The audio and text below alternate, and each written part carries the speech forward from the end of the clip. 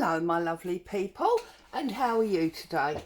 I'm Claire, this is Purple Poppy, and today we are looking at Sunday stitching. Excuse me. Okay, so this is, let's get rid of this plastic bag. This is where we are at this point. We've still got 3 squares, so today I think I'm going to work, oh no, let's work in this one and end that corner, and then we'll do these 2. And I want to look at over stitching today, and what I mean by that is taking our fabric. This one wouldn't work quite so well, but taking our fabrics from the 3 that we chose originally, and we're going to over stitch. We're going to embroider onto the fabric following the pattern of the fabric to enhance the image of the fabric. So I'm going to use this one because I like the grey and the yellow. So what I'm going to do is I'm probably going to use this one that's got no head on. Doesn't really matter because I'm going to cut some of his tail off as well. So I'm going to get my pinking shears and I'm just going to cut a piece to sit nicely inside my stitched square. So I'm going to do a line about there. Again, you don't have to use pinking shears. I'm only using them because I've got them here on my table. Now I don't want to go across because if I go across I'll cut his head off. So I've got the right height. Now let's just down that side of his foot. So let's now cut the length that's gonna marry up there. So now we've got, well, it's not a very good square, is it, Claire?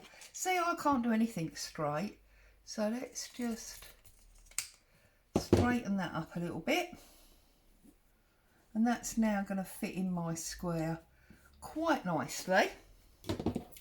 Okay, and what I'm going to do, oops, just tip my pins everywhere apparently.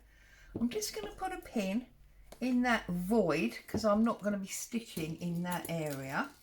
Pick the pins up. I'm obviously very clumsy today. That's because I haven't had hardly any sleep. I've actually been up since midnight, would you believe? Anyway, that's another story. Let's not worry about that. Now, you could obviously use the black. That would really stand out. But I think also it might be a little bit harsh. If I use the mushroom, I think it will get lost. So I'm going to opt for my gold. This is one of the colours that I had, you know, originally, because we picked out 3 fabrics and 3 threads. So I'm just going to get myself a nice length of thread. I'm going to snip that off there. Excuse me. That's because I've drunk way too much coffee, I think, where I've been up forever. So it's ridiculous. I was up listening to people coming home. How ridiculous is that? But anyway, there we go. So there is my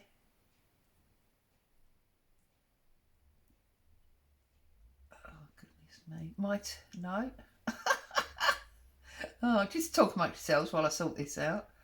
Right, there you go. There is my 2 sets of 3, and I'm just going to split that down as always, because as you know there are 6 strands or 6 individual threads in the overall thread or strand. Now I've got to knot that end. It's all going wrong, mummy. And some people like to stitch with 2, some 4. You can use all 6, you can use a single one. But I, as I've told you before, I am always happiest stitching at, get a needle out. These are my nice big eyed needles. I'm happy stitching with 3. So as always, I'm going to thread my needle with my 3. Pull that thread. Thread's so much easier with these lovely big needles. I'm going to do a knot. And what I'm going to do is, because these are V's, they're double V's, but I'm going to do a single like fern stitch. Okay, some people call it feather, some people call it fern. So I'm going to come through at the top of the V on the left hand side. I'm going to go back through at the top of the V on the right hand side, and then I'm going to angle my needle. Let's take that needle out of there. Angle my needle and come out in the middle at the bottom. Okay, and you can see that I've got my thread under my needle. Okay, and as I pull, what we've done, can you see, we've created a V. So I can pull my thread up a little bit to make it a little bit shorter. Now normally for a fern stitch you would do a straight line and then do that again, but I don't want that, I only want the V's, so I'm going to close it off as if I was doing a daisy stitch by just going straight through to the back, and then that is holding my V, and I'm just going to carry on down and do my V's in exactly the same way. So I'm coming back up to the top on the left hand side.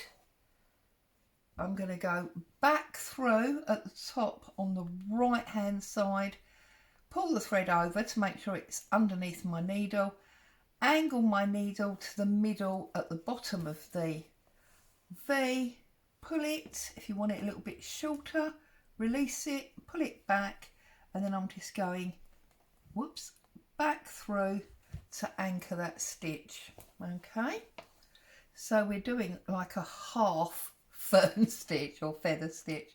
Again, back up the top, down at the other top, move the thread over, bring your needle up at the centre bottom, and that will pull your thread into the V shape like so, and then just anchor it in place. Very simple, and obviously that's the stitch that I'm doing because of the pattern I've got. If you've got a floral pattern or something like that, you might choose to use little daisy stitches or satin stitch, even seed stitches, whatever it is that is going to work well with the pattern on your fabric, so that you are A, holding the fabric in place in a decorative way, but B, you're like making your fabric three-dimensional excuse me, and a little bit interesting. And then up at the top on the left, I have to turn it round a bit now, pull it through, down at the top on the right, pull the thread over, bring the needle through the centre at the bottom, pull your stitch, release and pull, and hold that in place. Now you can't work back up with this stitch, you have to work down, you can't work up. So I'm going to do a little knot and finish off that row, and then I'll start again at the top on the other side. So snip that, do myself another knot. It's all nice and quiet. Hubby's taken Boo out for her Sunday jaunt, so they're probably going to be out for forever. They always have a much longer walk on a Saturday and a Sunday. Oh, I can't find the right place now. There we go. So up there, across there, moving the thread over,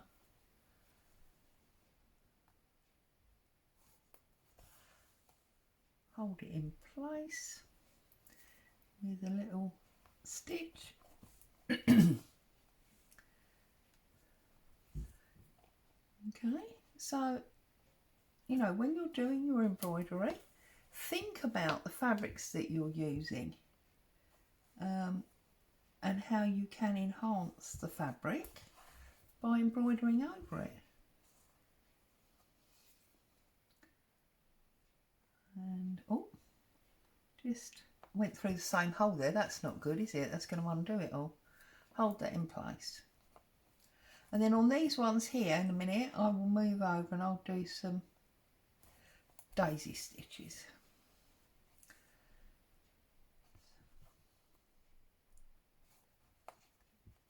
So I trust everybody is happy, safe and well, enjoying your weekend. Ow, stabbed myself.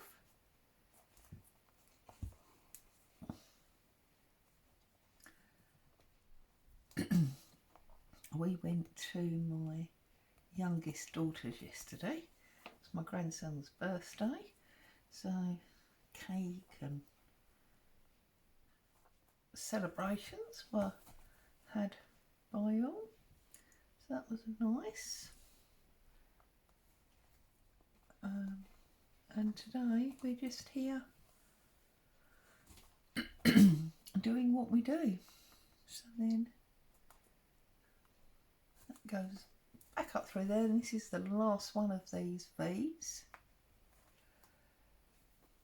Angle it down, centre at the bottom, and pull that up and tack that in place. Finish off this line same way as we did last time.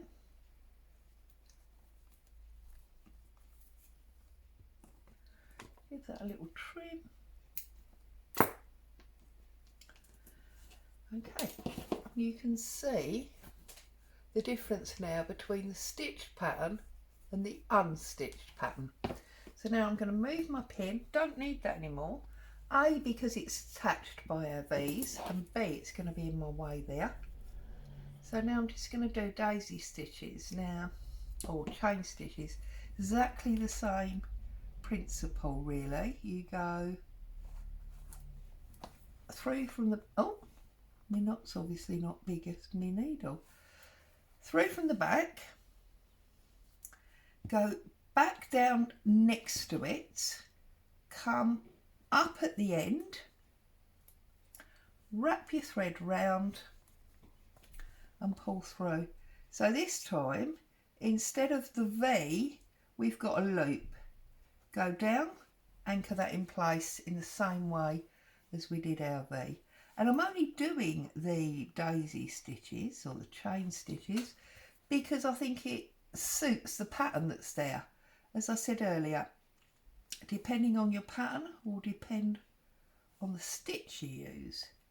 If you haven't got a patterned fabric that you feel you want to work on, or that's got a pattern on that you feel confident enough to handle, what you can do is you can use a piece of plain cream or white cotton, or even draw directly onto here, and you could do some V's like I had there and some sort of lozenge shapes and just stitch them with the same stitches that I've used here. It's all practice, it's all therapy.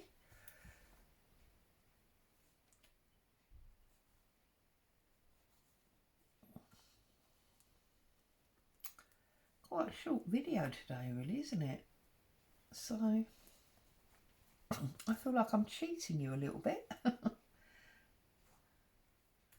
Okay, I'll probably change to my mushroom thread in a minute and go over this white line down the middle. Maybe even do some French knots in the corner like it's sort of a plaque. Whoops, I didn't wrap my thread round, I was talking.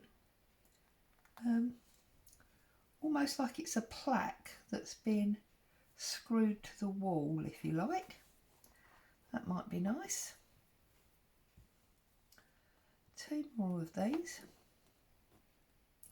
So, whoops, come through at the base, go back down, come out at the end, wrap your thread around your needle, pull it through, you've got your loop, do your holding stitch there. Okay, so again, through, down, back up at the end, wrap your thread around your needle, make your holding stitch. That's our last one, so I'm just gonna poke, oh not because it's too short, there's our thread there. Okay, so now I'm going to take some of the mushroom thread, pull a, oh, I always pull the wrong end.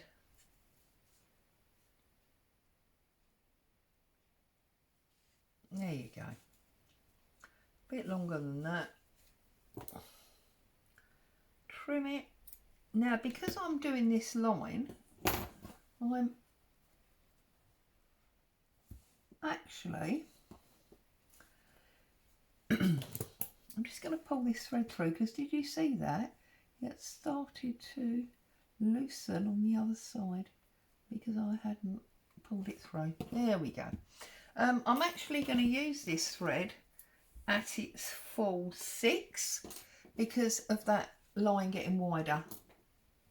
So what I'm going to do here is just some simple back stitch. Okay, so tie a knot in the end like so. I'm going to start at this thin end here, there. So pull my thread all the way through. I'm going to do a standard sized stitch, and then I'm going to come back up the same size, or as near to the same size as I can. I'm going to pull it all the way through, and then I'm going to go back to the beginning. Hang on, because I've got a, there you go. I'm going to go back to the end of that first stitch, come through, and then go the same amount in front of where my thread is. So all I'm doing is filling the gap that I left. So again, I'm going back to fill that gap, and then I'm coming that much further forward.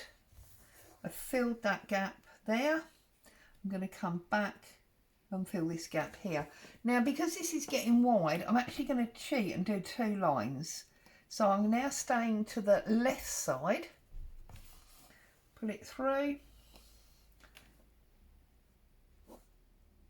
fill the space.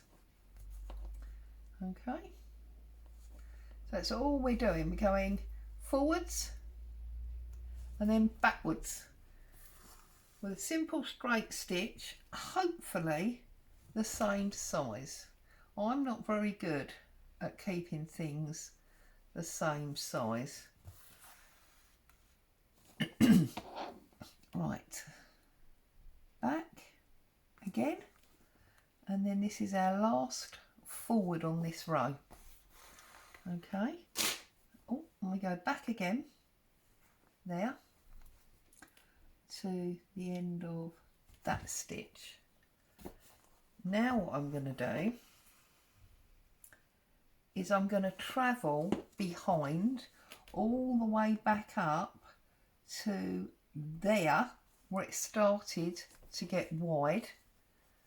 So I'm just doing a big stitch behind that you can't see, and I'm going to go again. So I'm going to go forwards and then underneath the same size stitch if I can, and then come back and fill that gap, and then go the same amount forward again, come back, fill that gap, and then right to the end. I think that will give me the right size stitch, yes, and then I'm going to go back there. And again, you see it's got really wide at the end there, so I'm going to do a big stitch behind where you can't see to there where it started getting really thick, and then I'm just going to do one stitch to take me all the way to the end like that. Now I'll finish this off and then I'll hold it up to the camera so you can see a bit better what I was talking about. So what I did was, where is it? Here. So I started right at the top and did one row, and then where it started to get wider I did 2 rows, and then right at the bottom there where it's very wide I just did the 3 rows, but it's all back stitch, so that centrepiece now is all raised and embroidered and pretty. And then I'm just going to finish off my square by doing the 4 French knots in the corner, and I'm still using the whole 6 strands, so I'm just going to go in the corner. No, that's not the corner, Claire, that's the corner, and make, as it were, like a screw or a bolt. Now when you do French knots you can really do anything from 2, 3, 4, I'm going to do 5. Hold it tight, pull it down, push it through,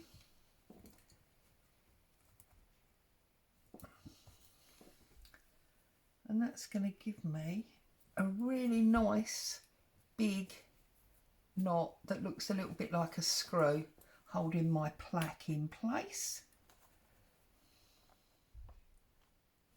No, that's not the corner, Claire, nor's that, you're going the wrong way. That'll do. So in there, do the same, 1, 2, 3, 4, 5, put my needle back down next to where it came up, pull my stitches, I've let go, don't let go, 1, 2, 3, 4, 5, needle down next door to where it thread comes through, pull it stiff, hold it, pull it through.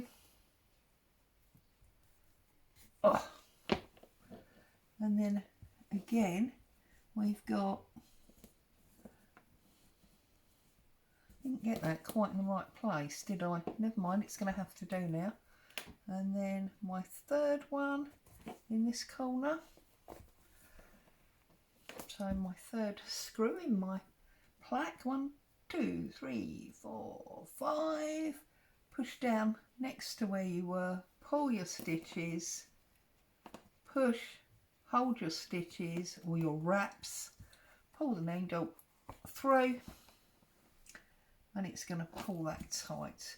So we've got our big bolts or screws, whatever, holding our plaque down. And then this is the last one.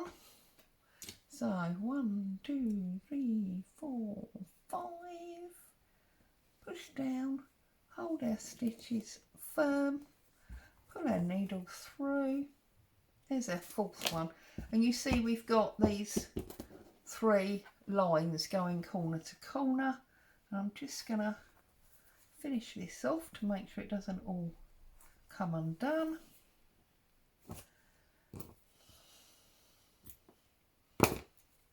So there is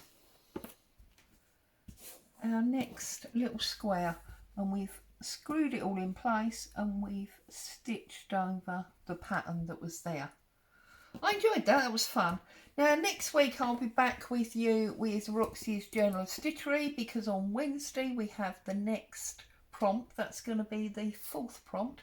So I'll be back with you next Sunday to play with that. Thank you for joining me. Stay safe. I'll see you very soon. Bye bye for now.